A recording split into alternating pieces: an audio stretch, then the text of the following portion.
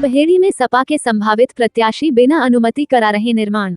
Bureau report Bareilly. Baheri में कई दिन से जमकर वाहवाही लूट रहे हैं नगर पालिका बहेड़ी से समाजवादी पार्टी के संभावित प्रत्याशी सलीक कातिब द्वारा बिना अनुमति के नाली के निर्माण को सलीक कातिब की उपलब्धियां दर्शा रहे हैं, जबकि सपा के संभावित प्रत्याशी सलीक कातिब ने नियमों के विरुद्ध जाकर सरकारी भूमि पर नाली का निर्माण कराया है, जो कि एक तरह से शासन प्रशासन की मजाक उड़ाई है। दरअसल उत्तर प्रदेश में निकाय चुनाव की आहट हो गई है, जिसको लेकर सभी पार्टियों ने अपनी अपनी कमर कस ली है। वहीं कुछ ज्यादा ही निकाय चुनाव को लेकर उत्तेजित हो रही है समाजवादी पार्टी, जहां समाजवादी पार्टी के संभावित प्रत्याशी चुनाव जीतने की लालसा में नियमों की धज्जियां उड़ाते हुए नजर आ रहे हैं। बरेली की नगर पालिका बहेड़ी से समाजवादी पार्टी के चेयरमैन पद के संभावित प्रत्याशी सलीक कातिब ने बिना शासन प्रशासन से अनुमति लिए ही बहेड़ी के मोहल्ला झांझू नगर में लगभग 200 फीट से अधिक लंबी नाली का निर्माण अपने खर्चे से कराया है।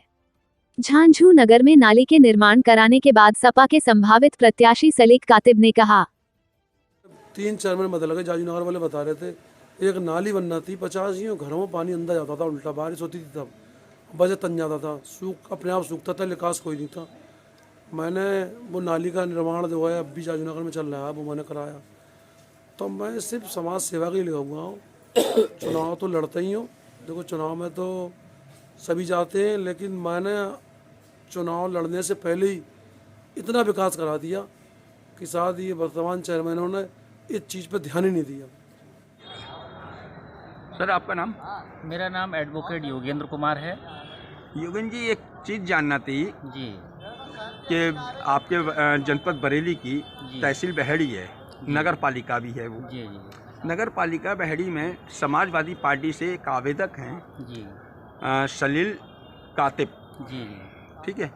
वो क्षेत्र में कुछ जगह नई बस्ती हैं या कोई भी जैसे उजड़ी हुई जगह हैं जहाँ विकास नहीं हुआ, वह नाली और मट्टी उट्टी रोड पर डलवा रहे हैं। जैसे अभी इन्होंने करीब 200 कुछ फीट की नाली बनवाई है, क्या नियम अनुसार वो बनवा सकते हैं, क्योंकि सरकारी भूमि है वो? जी जी देखिए, कोई भी व्यक्ति यदि कहीं गली मोहल्ले में कोई नाली का निर्माण कार्य कराना चाह रहा है या मिट्टी डलवाना चाह रहा है या कोई खड़ंजा या कोई रोड डलवाना चाह रहा है, तो सबसे पहले संबंधित विभाग के अधिकारी और हमारे ज़िले लेवल पे सबसे बड़े अधिकारी जिलाधिकारी महोदय हैं, तो उनको बाकायदा वो एक एप्लीकेशन दे कि भाई हम ये कार्य कराना चाह रहे हैं और आपके जो मानक हैं वो मानक आप हमको बताएं, किस दर्जे की ईंट लगेगी, मसाला कितना लगेगा, उसकी नाली की लंबाई कितनी होगी, चौड़ाई कितनी होगी, आम जनता को परेशानी ना हो उसका ढलान किधर रहेगा। तो संबंधित विभाग का जो इंजीनियर होता है वो मौके पे जाएगा, वहाँ नक्शा बनाएगा और नक्शा बनाने के बाद में फिर उस नक्शे को वो आपको उपलब्ध कराएगा कि भाई ये हमारे मानक हैं, वो इस अनुसार आप कार्य करा सकते हैं। तो ये सब यदि वो अनुमति परमिशन लेके संबंधित विभाग के अधिकारी से परमिशन लेकर के कार्य करा रहे हैं तब तो वो अधिकृत हैं, और यदि वो मानकों को पूरा नहीं कर रहे हैं, संबंधित अधिकारी से उन्होंने कोई परमिशन नहीं ली है, तो वो पूर्णतः गैर कानूनी है और ये अपराध की श्रेणी में भी आता है, क्योंकि उसके मानक कौन जांचेगा। एक तरह से इस नज़रिए से भी देखा जा सकता है कि जो राज्य सरकार है, जो सरकारें हमारी हैं, जो लगातार विकास के कार्य कर रही हैं और उसमें आप अपने तरफ से विकास करा रहे हैं, तो कहीं ना कहीं शर्मिंदा कर रहे हैं शासन को। देखिए, ये एक तरीके से गैर जिम्मेदाराना कार्य है। एक जनता के वोट पाने का एक नया तरीका कह सकते हैं कि आपने जो है जनता को प्रलोभन देने के लिए कहीं मिट्टी डलवा दी या कोई पीला ईंट वहाँ पे लगवा दी, कोई अनलीगल काम करा दिया और प्रलोभन दे दिया कि हमको वोट मिल जाएं, और फिर उस कार्य को आपने वहीं छोड़ दिया।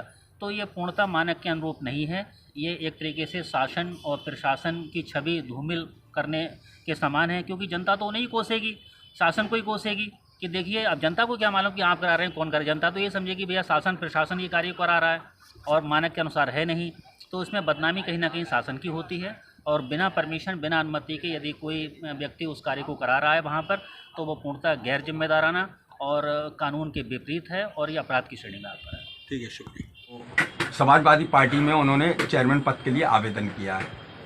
वो जगह जगह क्षेत्र में अपने नाली, खरंजा आदि सरकारी भूमि पे कार्य करा रहे हैं, जो जिसे वो नाम दे रहे हैं विकास का, कि विकास ऐसे होता है अपने निजी पैसे से। तो क्या ये कोई नियम है कि बिना किसी अनुमति के, या इसमें अनुमति लेना ज़रूरी होती है संबंधित विभाग की? किस तरह से आप सरकारी कोई भी गली में कार्य करा सकते हैं, उसके थोड़ा सा नियम जानना चाहिए। देखिए, सरकारी कार्य जो कराए जाते हैं विकास के, उसमें सरकार के मानक निर्धारित होते हैं। खरंजे के मानक क्या हैं, सीमेंट रोड के मानक क्या हैं, नाली के मानक क्या हैं, वो जो टेक्निकली एक्सपर्ट टीम होती है सरकार की, जो भी संबंधित विभाग हैं, वो उसके मानक तय करते हैं और उन्हीं मानकों के अनुरूप एस्टीमेट बनता है और उसके हिसाब से वो कार्य सरकार करवाती है।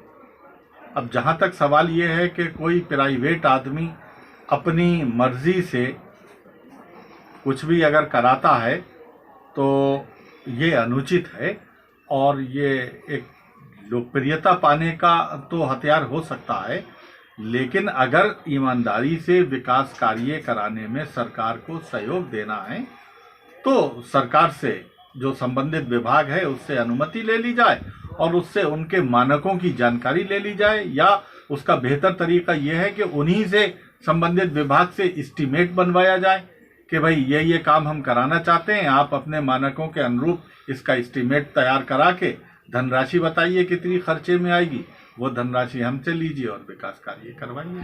अगर ऐसा नहीं करता है कोई व्यक्ति, संबंधित विभाग से अनुमति नहीं लेता और नियमों का पालन नहीं करता, तो उसे किस नजरिए देखा जाए तो कानून में? शासन प्रशासन के काम में गैर जरूरी दखल अंदाजी है। क्या इसमें किसी तरह का अपराध बनता है? क्या नियम बनते हैं? अपराध का जहाँ तक सवाल है वो तो नहीं बनता है, लेकिन दखलंदाजी जरूर है। किसी तरह से राज्य सरकार को शर्मिंदा करने हाँ, वाली? बिल्कुल सरकार को या संबंधित विभाग को बदनाम करने की मंशा हो सकती है, तो ये है। ठीक है, शुक्रिया।